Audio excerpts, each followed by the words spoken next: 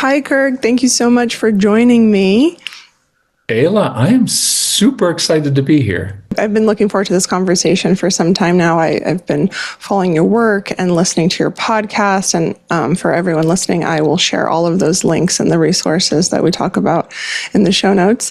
But I've been following your work, and it's been so validating, let's say, as a parent and as an individual who was once a child and who still has an inner child within me, right? And so I really wanted to have this conversation and share what you're up to and explore ways that we can redefine our perception of the power struggle with our children, and we can redefine our perception of what parenting is today. This idea might run a little bit counter to how many of us were raised, I guess, depending on the generation, but you've said something multiple times in different contexts and settings that we really focus on wanting our child to change, right? We get frustrated and we want to kind of manipulate and alter their behavior and what they're up to so that we can feel a little bit more at ease or in control. And you've said, well, how about we actually change ourselves?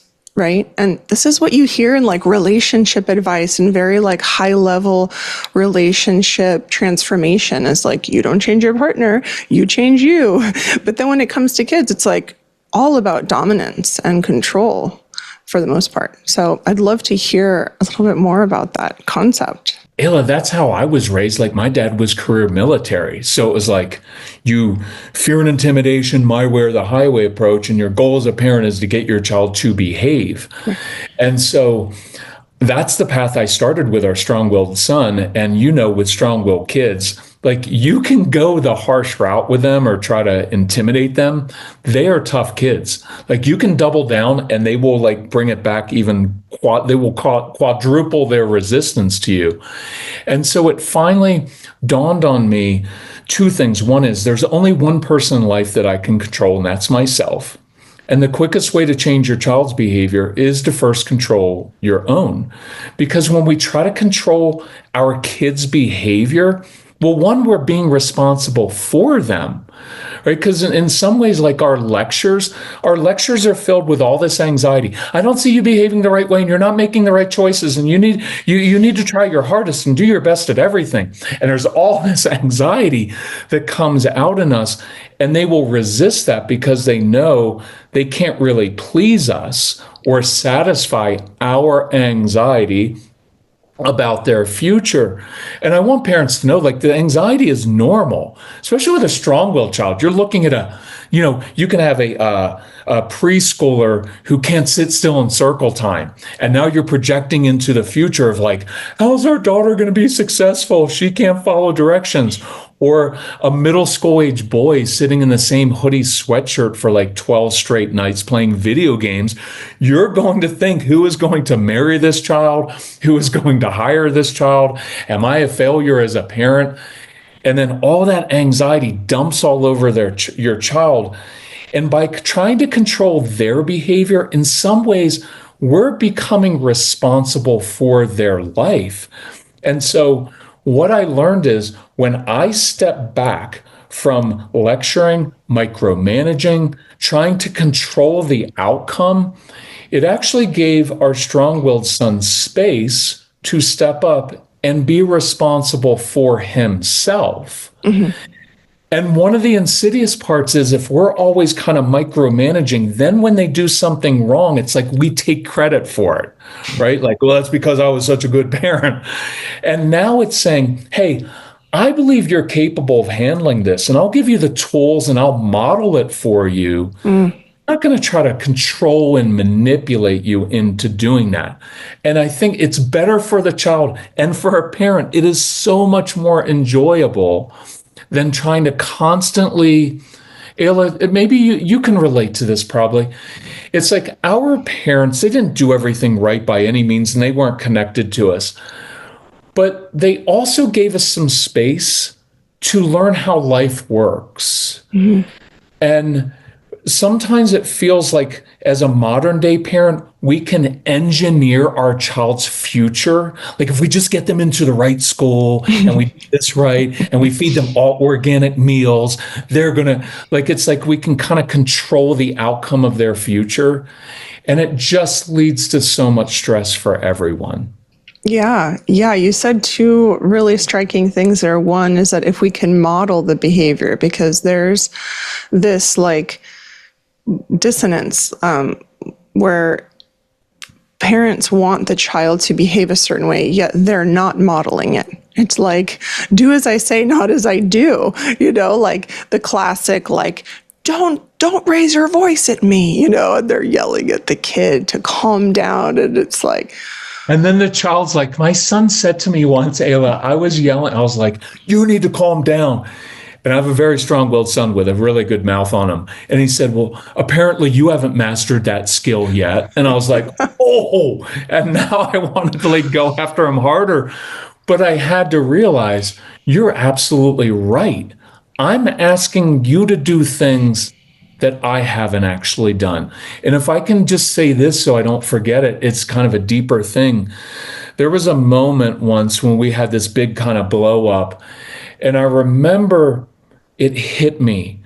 What I was really telling my son in that moment was, son, I need you to behave and do exactly what I tell you to do, because if you don't behave, I'm not sure I can behave, and you don't want to see me angry, right? Like that was a pivotal moment of, I need my son to listen to me so that I don't lose it. yeah, because many of us don't have the capacity yet to regulate our own nervous system. So we need the conditions around us to be just right so that we don't lose it, and that we maintain that really fragile control that we've curated over so many years. And the other thing that you said was like creating the conditions for them, right? Because it's like we're guiding them, we're offering these experiences, but it's like, are we creating the conditions to give them the space to figure it out?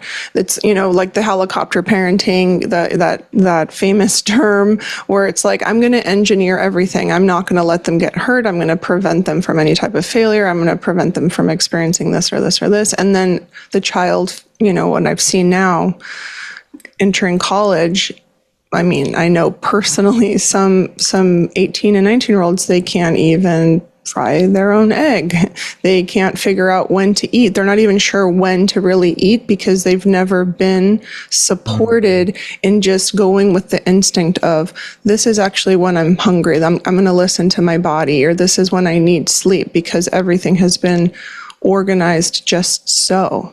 And so have you seen, over the arc of, I know, I'd love to hear more about the story of you and your wife opening up your home to children so that they could experience a different type of environment. So I know you've been doing this work a while. Have you seen that type of hyper control and organization over a child's life actually disables them in many ways from being able to be out in the world and be self-sufficient?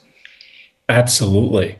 And just on a daily basis of kids not trusting themselves, kids being afraid of failing, right? Because we have this, one of the advantages we have is we have access. We know everything that our kids do. Whereas like, I'm a lot older than you, Ayla, but when I was a kid, our parents didn't know where we were half the time. Yeah. Which made it a lot easier, right? We were just out in the neighborhood.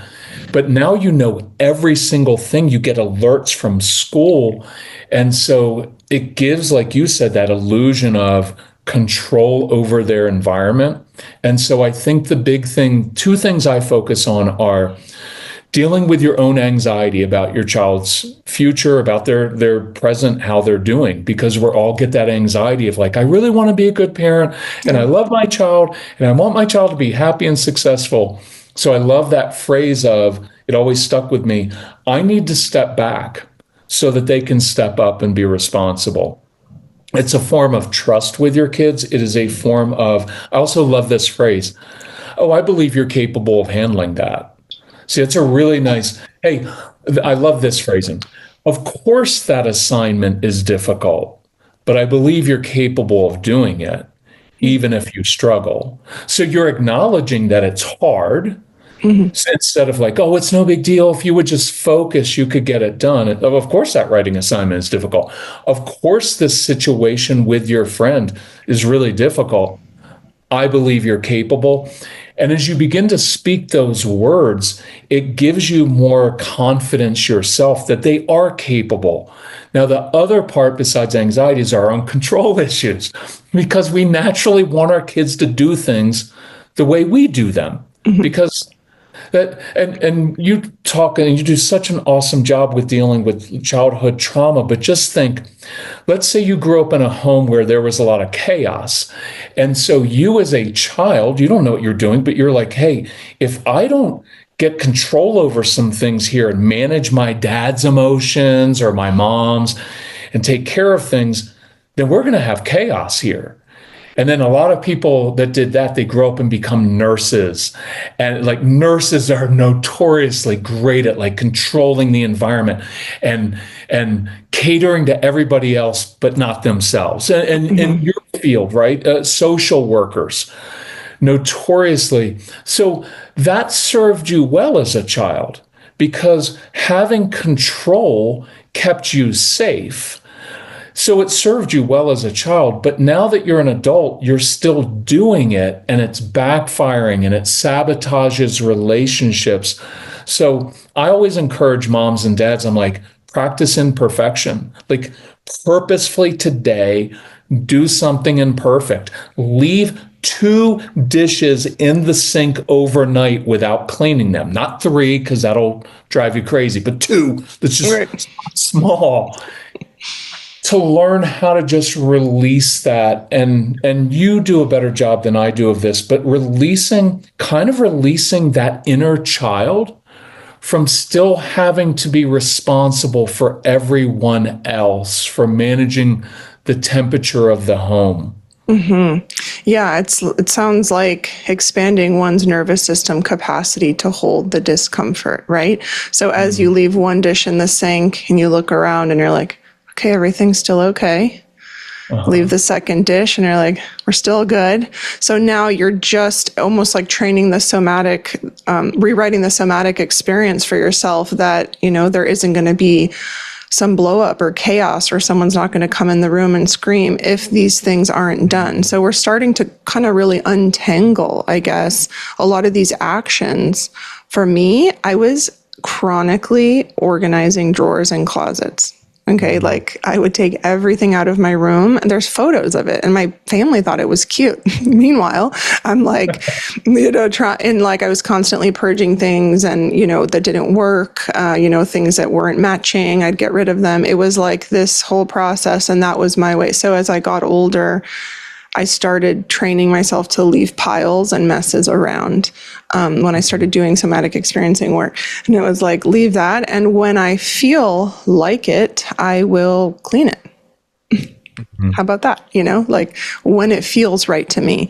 So it's a journey and it can be done with these small steps, like you said, of just leaving the mess and then seeing how you can actually stay, calm and present in that.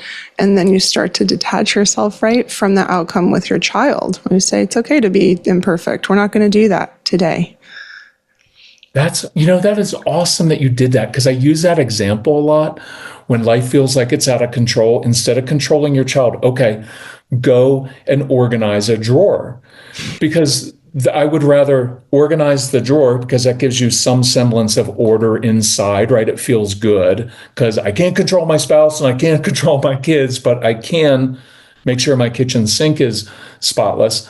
But one of the things I would encourage parents to do, try this. And this is hard and be very patient with yourself because it's going to trigger a lot of things. The next time there is a little bit of chaos in the home or siblings are fighting, not, beating each other up, but walk into a room and just sit.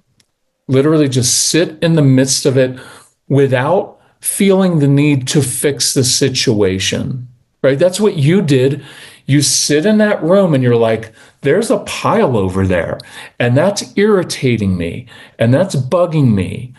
But you sat in it until you get comfortable with not being triggered so much. And I would actually encourage, and I don't know if you agree with this or not, but give yourself space to be triggered a little bit, right? Like it should still irritate you. The goal isn't to get to like, I'm in a complete Zen state all the time and nothing bothers me. It's like, no, I'm frustrated.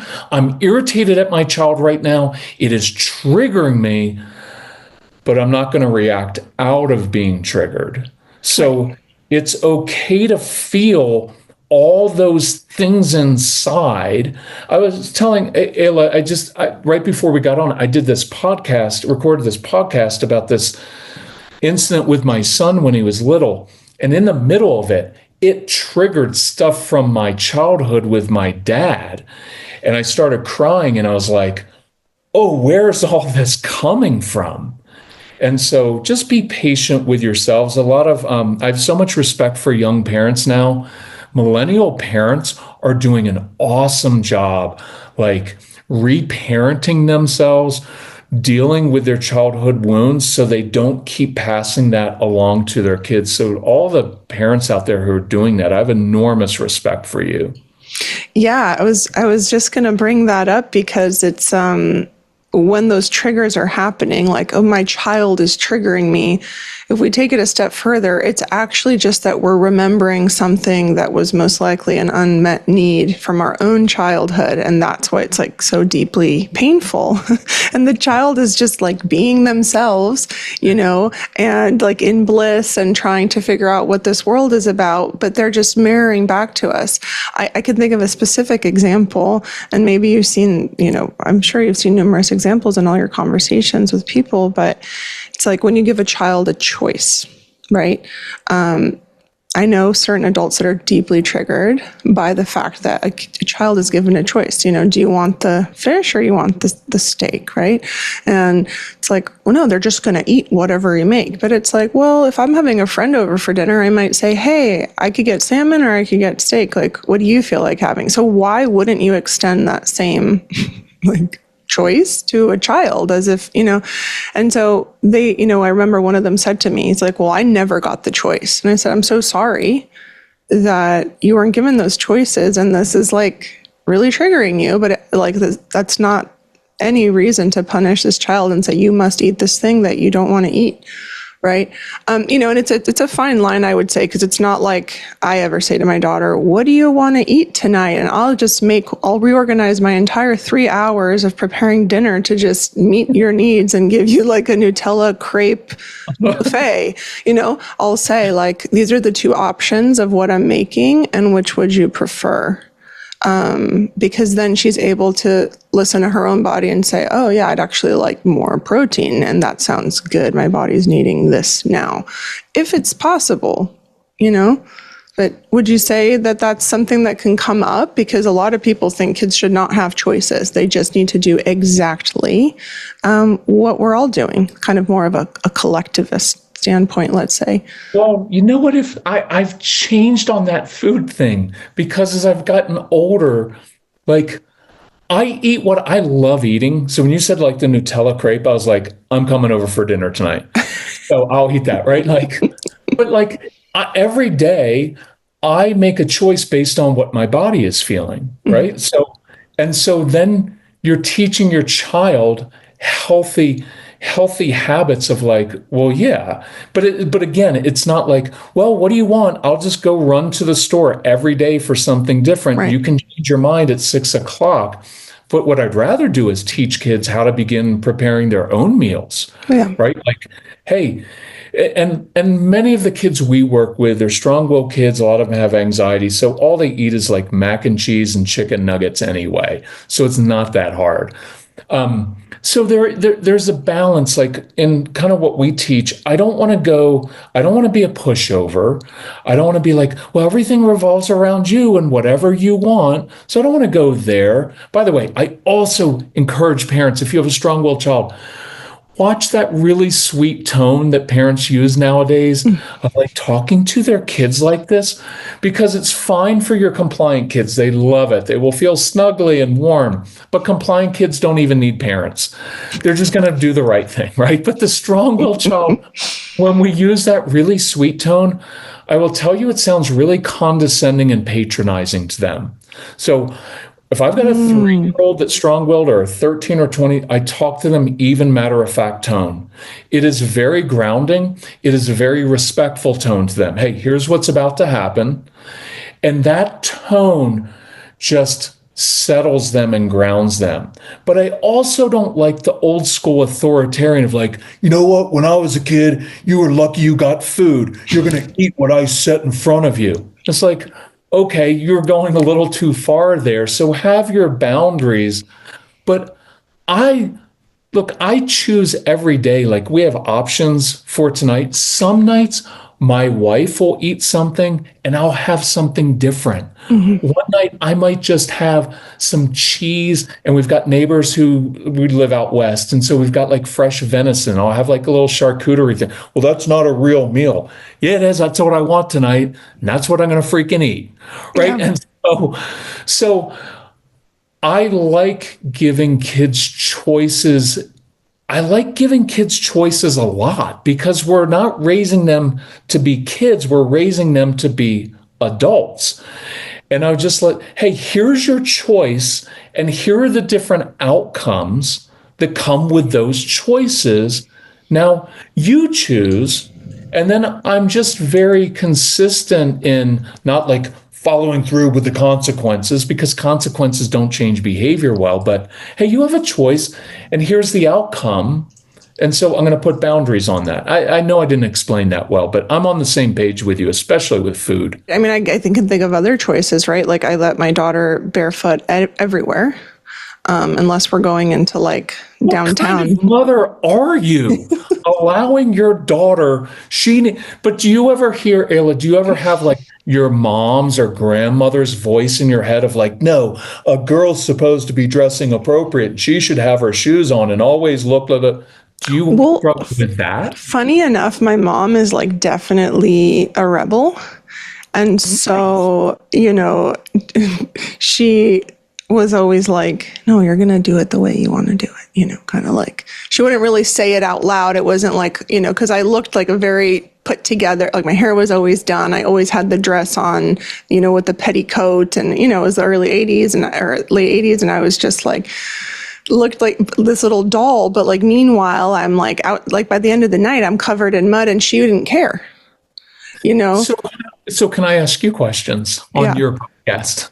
So with her having that attitude, did that ever lead you to like, oh, I can take advantage of my mother now. I can do whatever I want. Or did that lead you to respect her more, that you stayed within a certain boundary with that freedom? Well, I guess what it did cultivate within me, as if I reflect on it as an adult, is that I really value women who see me and don't want me to be any different than I am. So in my female friendships as an adult, that's the requisite.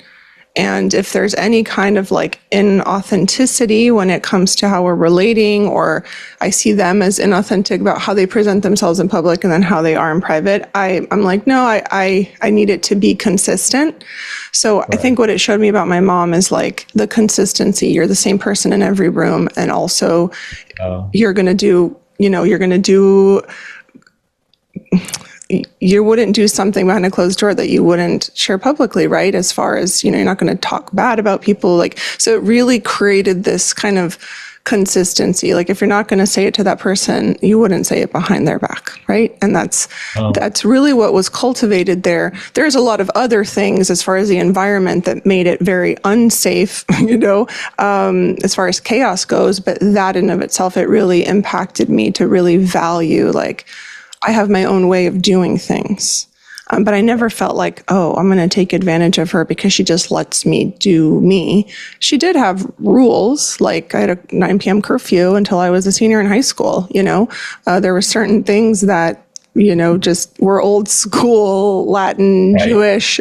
But when it came to like my expression, no, it was like, oh yeah, she wants to dye her hair black. Oh, she's going to shave her head. She's okay, and was really like letting me do those things. So I guess she was picking and choosing what I was, could be rebellious about. But it led me to be a mother who was like, with my daughter, it was like I did a home birth. I was like, I'm not going to pierce her ears. I'm not going to do anything. I've never even given her antibiotics, which is another conversation. I'm not saying that's the right way. I'm just saying I just never gave her anything that I felt like she couldn't consent to, that was irreversible, let's say. Right. And, she never wanted to wear shoes. I never put them on her. And even now, we walk around the neighborhood and it's very wooded here. And the neighbors are like, oh, where's your shoes? And everyone's kind of like upwards of, late 70s and up. And they're like, where's your shoes? And, has she had her tetanus shot? And I'm just like, it's so funny because she's just like, looks at them and, she understands now that she does things a little differently. Right. Yeah. Good for your mom. Good for you, that generational stuff that's passed down. Like it'll be interesting to see if you have grandkids, if they don't wear shoes. That'll be right.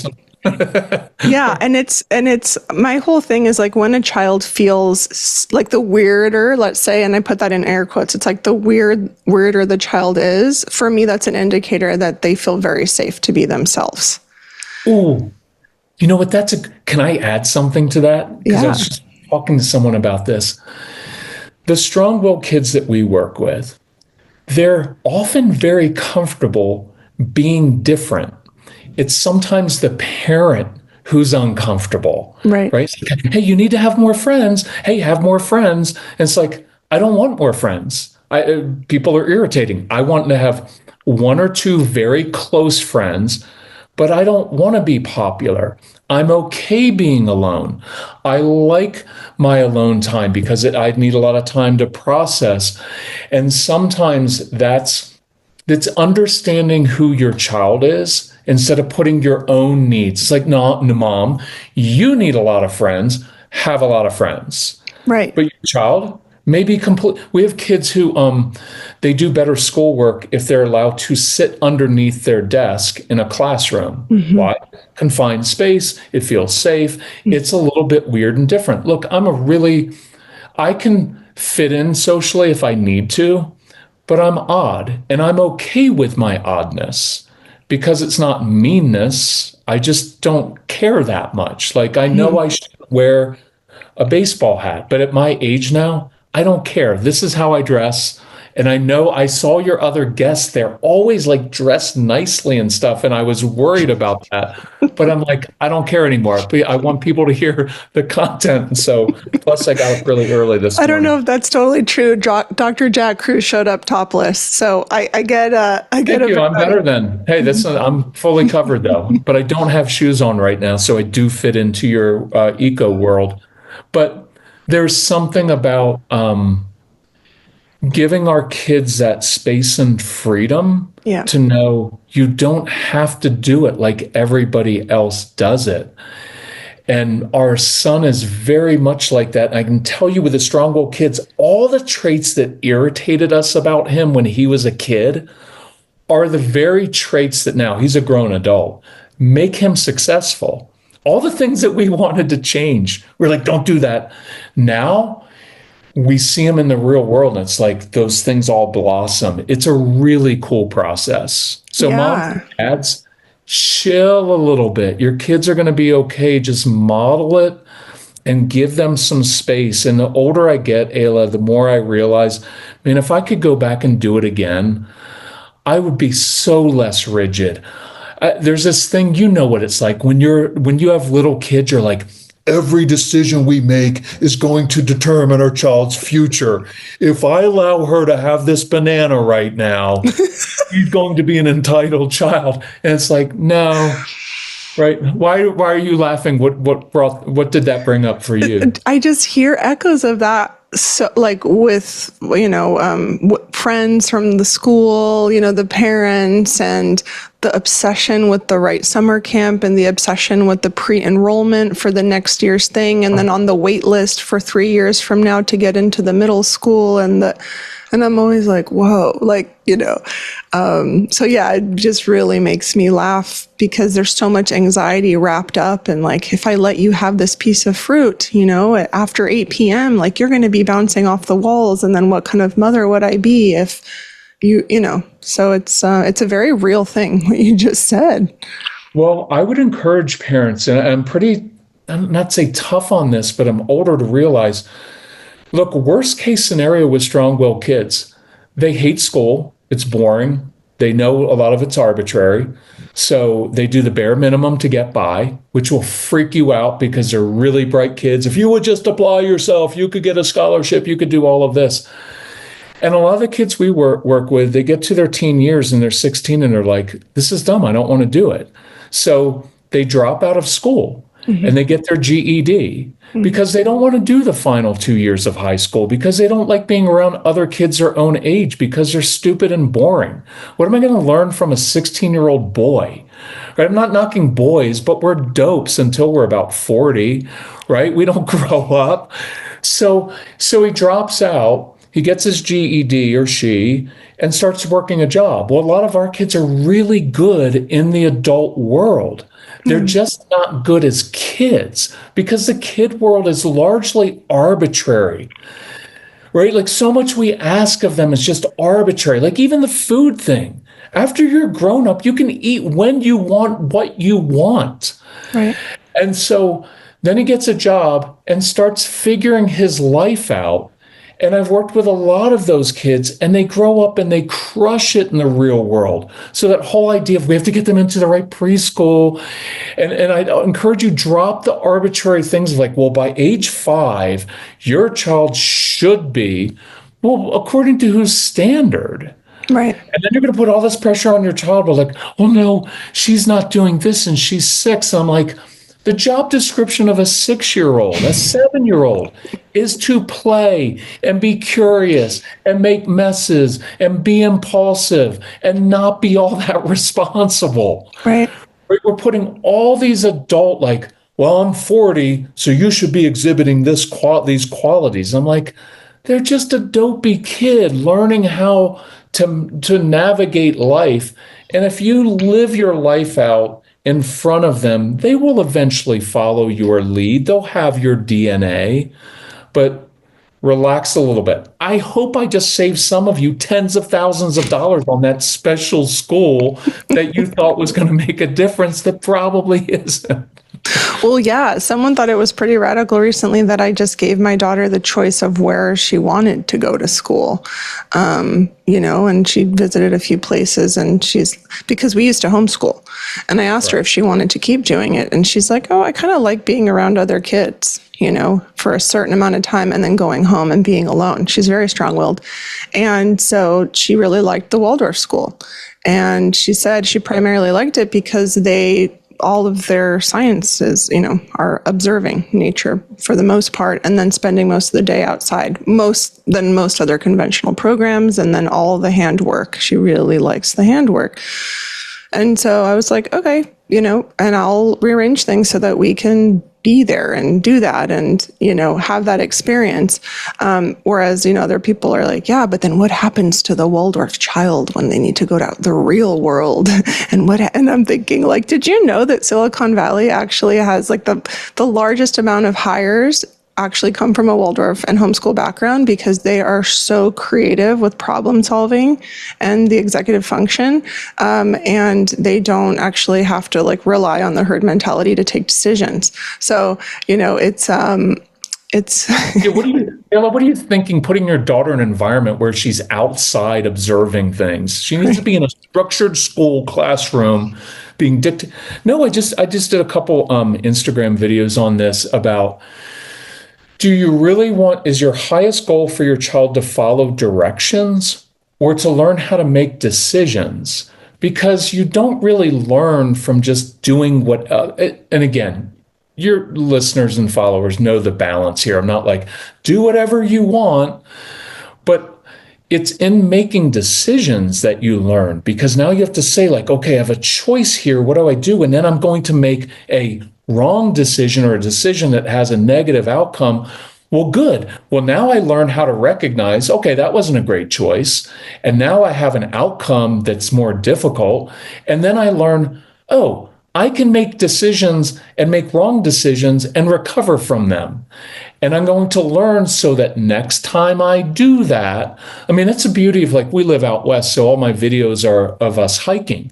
Hiking is such a wonderful learning experience of like, oh, right? Like now I'm in this situation. Do I keep going or am I going to get hurt? I've seen those tracks before and this sign in the weather.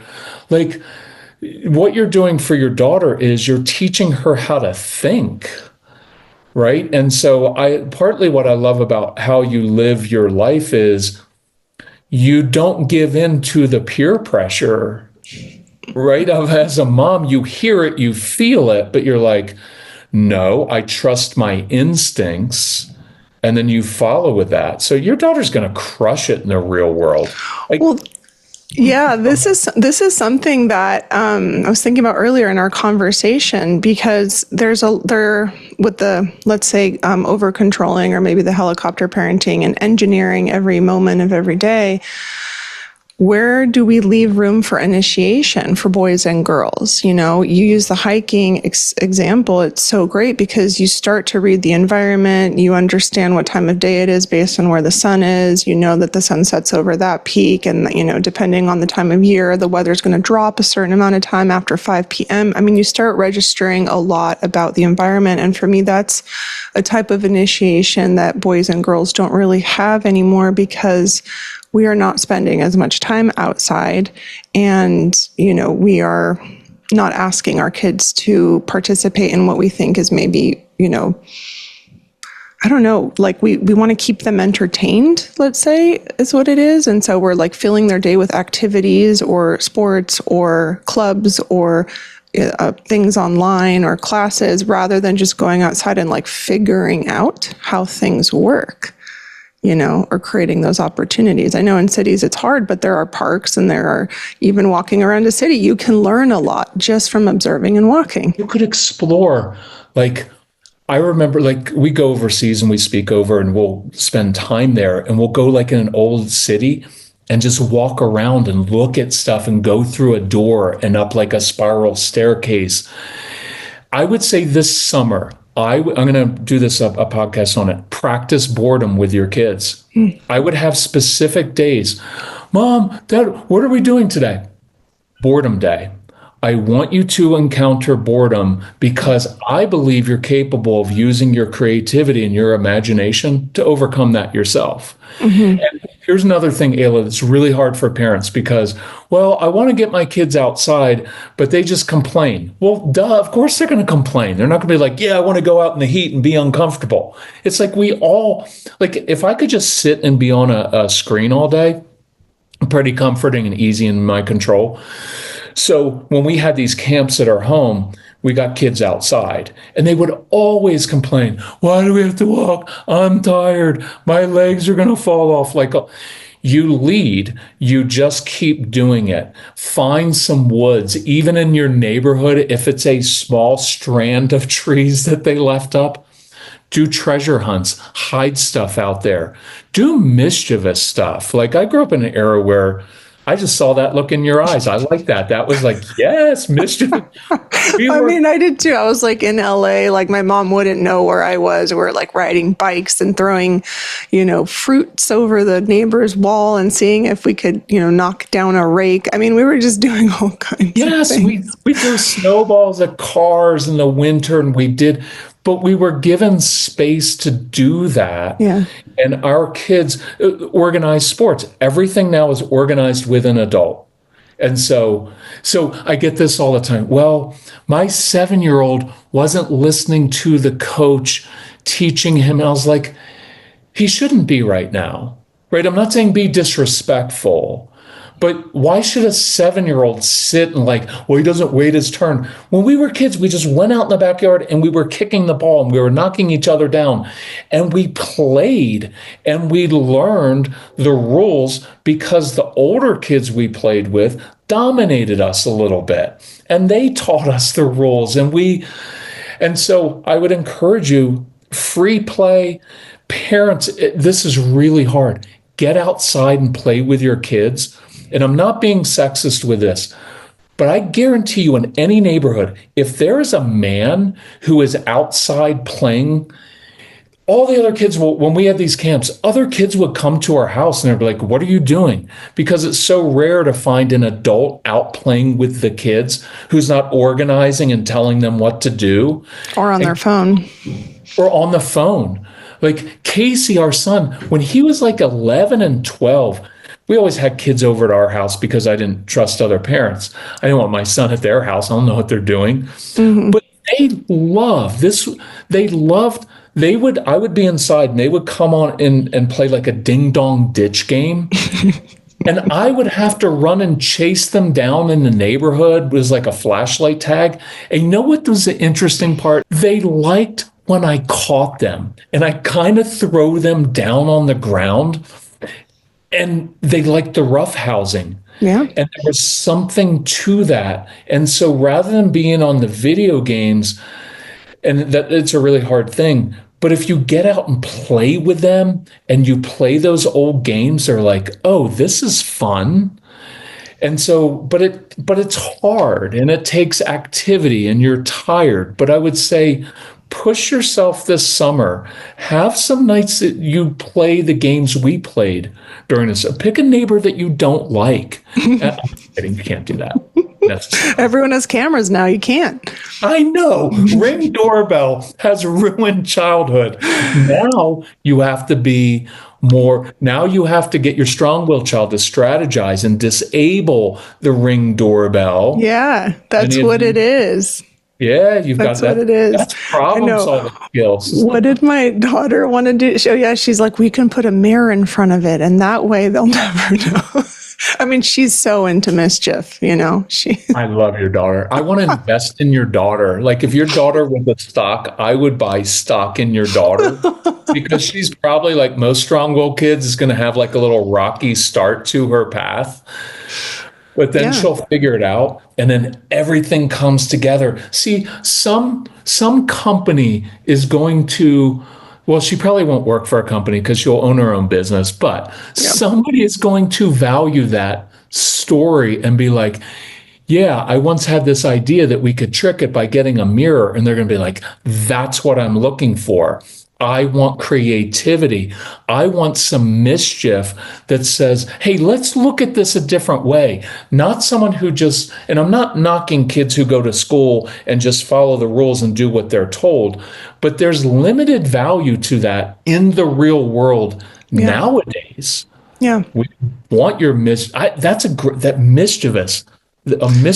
Okay, I'm going to do something on that sometime. Yeah, the mischief is important. I mean, it is, you know, and understanding boundaries is important too. And that's something that I think we lose in the conventional school system is actually understand. It's funny because it seems counterintuitive, but what I've noticed is like, you stop listening to your body in that conventional system. Like, you know, even if you have to go to the bathroom, you have to wait until you're allowed to go. You can't just get up and go. And, you know, that's something that for my daughter is like, I can't believe I have to ask permission to go to the bathroom. Like, it seems for her, it's just, that doesn't compute for her, you know? And so I think that it feels like this teacher they don't have boundaries with us. They control the body function. They control when we eat. They control when we do this. They control when we do that. And we start to just lose that sense of drawing a boundary of what we need.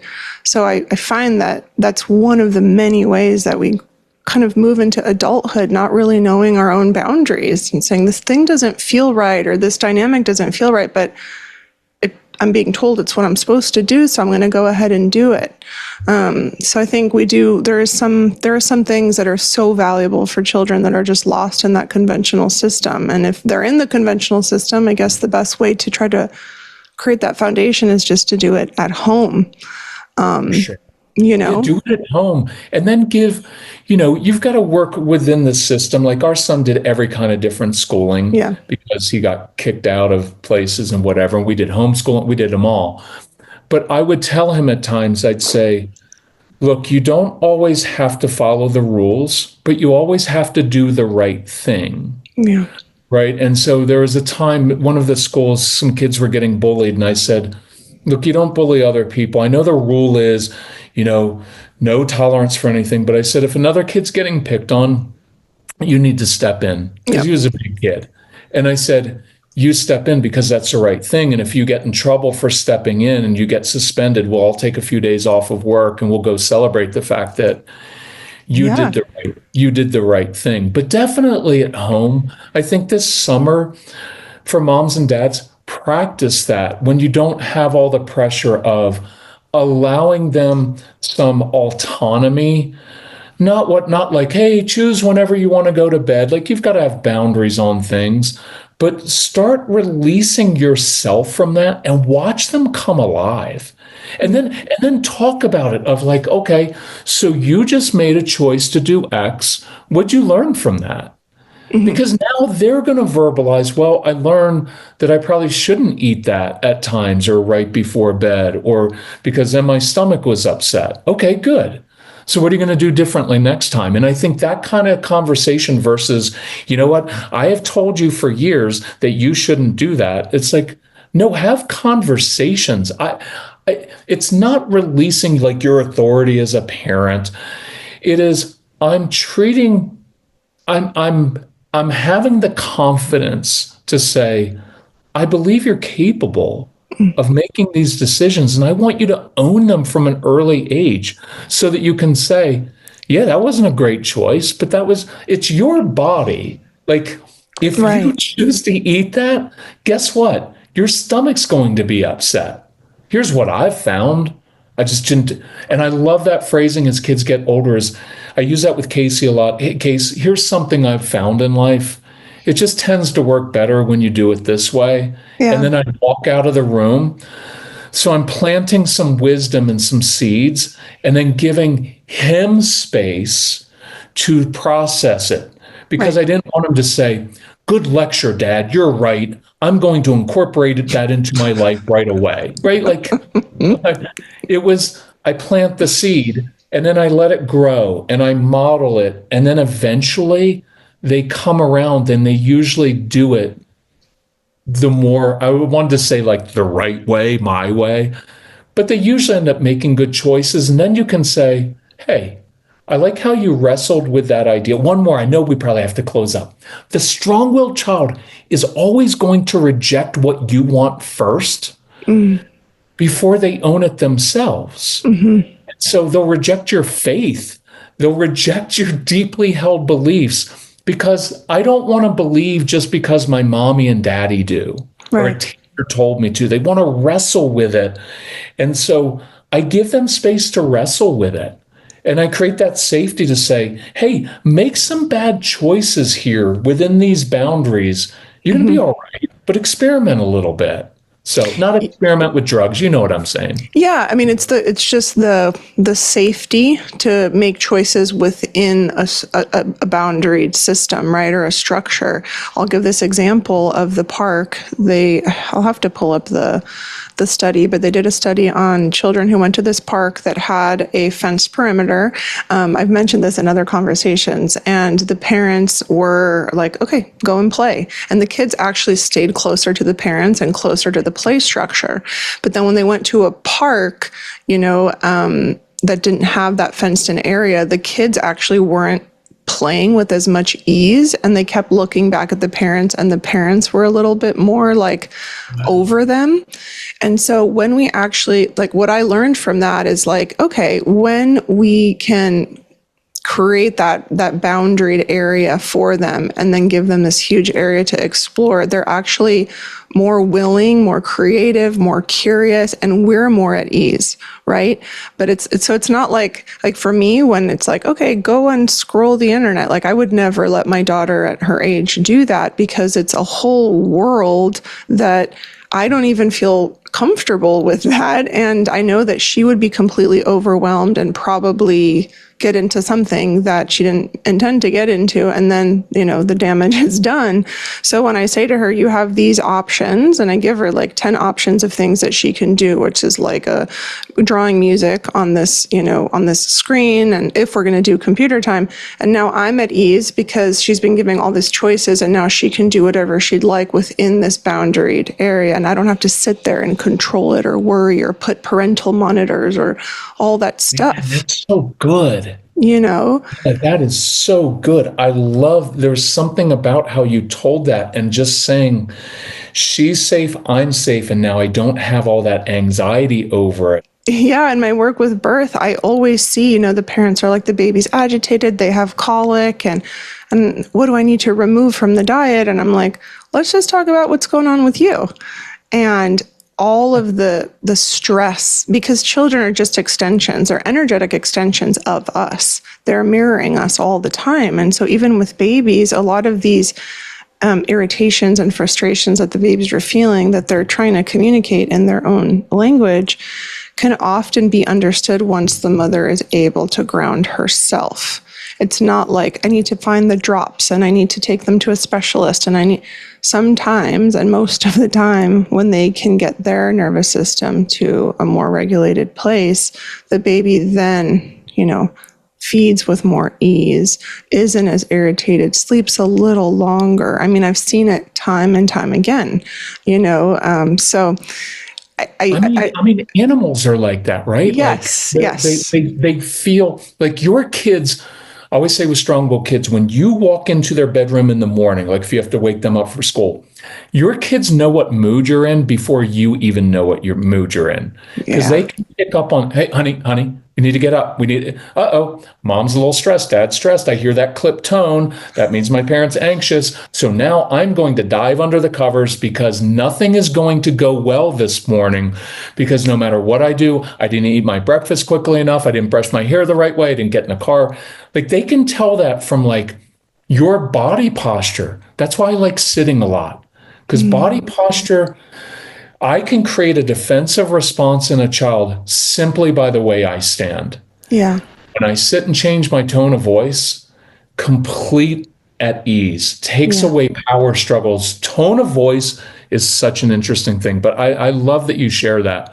Yeah, it really is. The morning routine says a lot. I think that's a great way to take the temperature on the family's ecosystem, and maybe where we can make adjustments, Well, one thing that I want to close with, because this is something you do bring up a lot in your work, are the phrases that we say to our children that actually just continue to echo into adulthood and actually form the way in which that adult perceives themselves and perceives the world. And you said something in a video recently where, there's the daydreamer kids. Like, my daughter is a total daydreamer. Like, she's like imagining things and solving problems. And then, the teacher's like, well, it's, taking her 30 minutes to do this. And all the other kids have, and I'm like,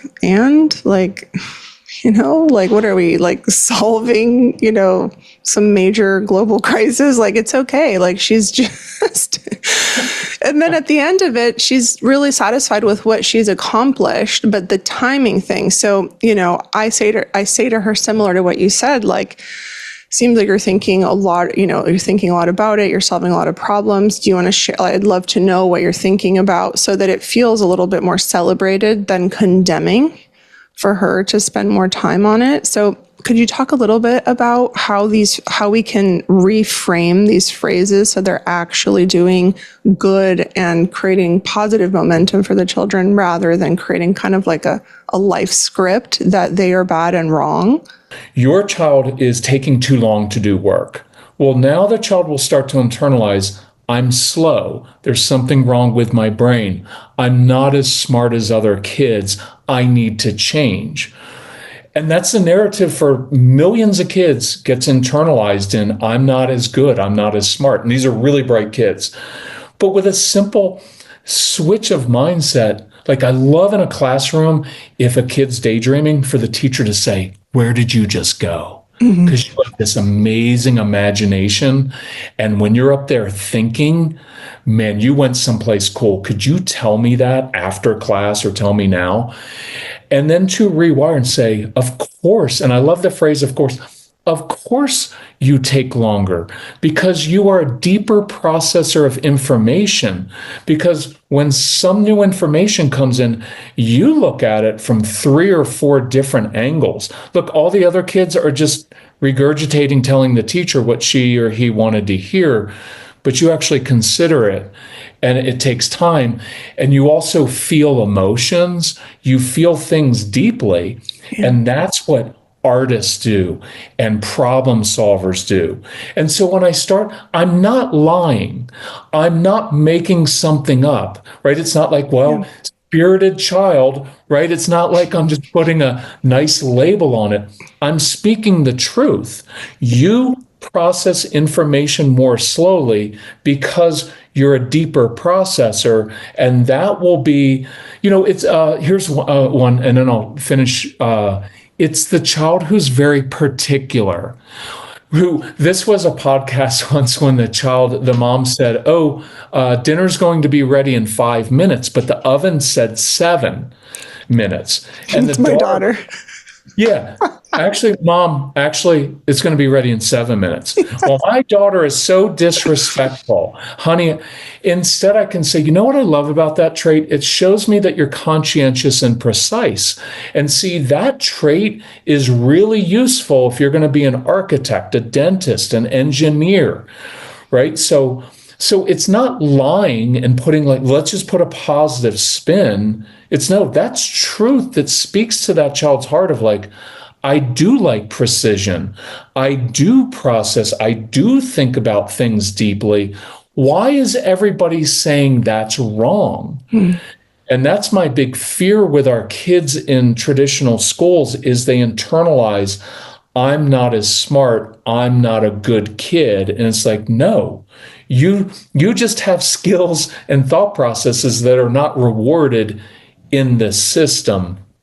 So at home, man, throw off a lot of those arbitrary things that we want our kids to kind of fit in and conform with. Our son is so good at leadership. Is our son good at following directions? Not really, but you know what he is? He's really responsible.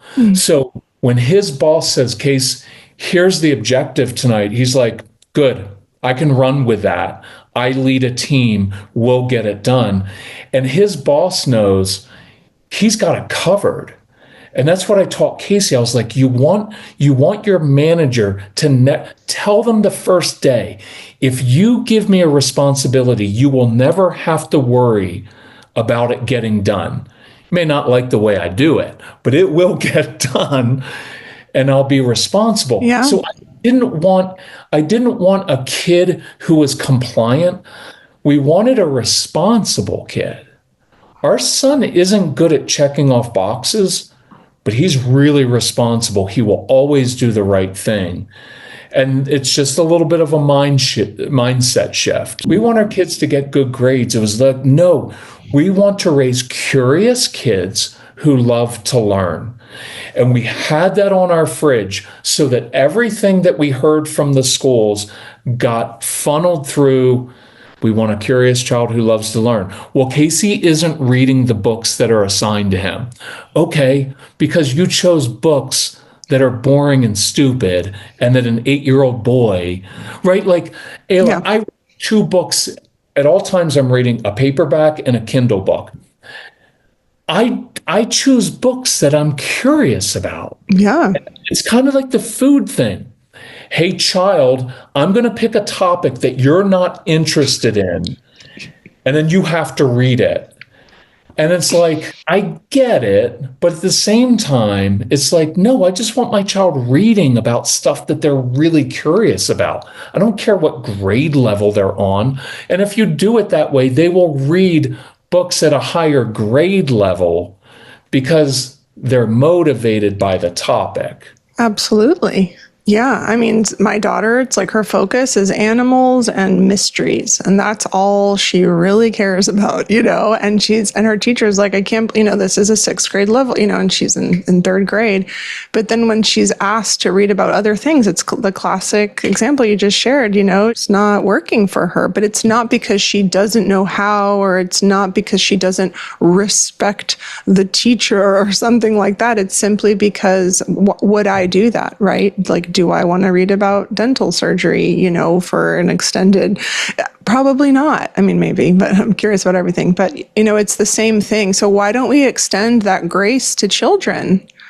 Yeah. And I think of all the times that, these children think that they're dumb or they're slow or they're incapable because they're in a system that doesn't reward them for who they are and what their strengths are. And then they grow up self-betraying and getting jobs, in a corporate field, for example, because that's what maybe, or in a certain field. And that's, they struggle with it. They have to go on medication to even keep the job and be functional in the job, rather than saying, maybe it's time for me to ask myself where I flourish. And maybe it's starting from scratch and saying, I never really was taught to figure out where I flourished or what my strengths are, but maybe it's time to learn now and figure that out. But I do see that a lot of those challenges come with us trying to fit ourselves into a mold that it's not who we are. Well, we talked about modern day parents. My mom and dad, they didn't really know anything about me, right? They didn't have school testing. They were like, he goes to school, he seems like a happy kid. And we know everything about our kids. And I know you've seen this with parents. Because we know every weakness we have, and because there are specialists for everything, let's take her to a specialist for this, and let's take her specialist for this. We end up, and this is a huge warning, do not spend your child's childhood spending 90% of your energy trying to fix their weaknesses. I want you to spend 90% of their energy cultivating their gifts and passions, because you're successful in life to the degree to which you use your natural gifts, talents, and passions. I have a lot of weaknesses, and I know that. I don't worry about those. Like I have very poor short-term memory. I don't really work on that. You know why? I have Post-it notes. I write myself emails. I put notepads down by the door so I don't forget. Why? Because it would take me so much mental energy to, I got to remember. And then that crowds out my creativity and ingenuity in other areas. The reason I wear the same clothes all the time, if you watch our Instagram, I wear the same hat, same clothes every day, is one, I'm a guy. But two, because now I don't have to think about it. Yeah. Right? And so spend the childhood cultivating what your kids' strengths are. You're just going to have to run counter to society and school with that. And no, I don't have to fix that. My child has never loved math. She or he is probably not going to be a physicist, and that's okay. But I don't have to create so much stress over fitting in.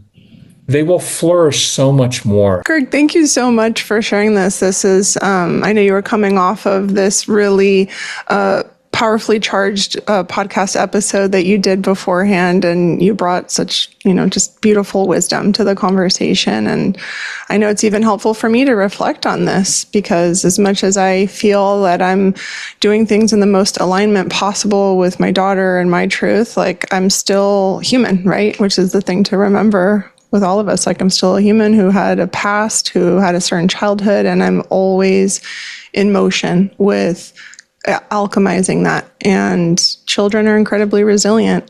I had such a good time, and I absorbed that energy coming from you. It's like, I'm going to take my shoes off and walk outside today just to honor your daughter.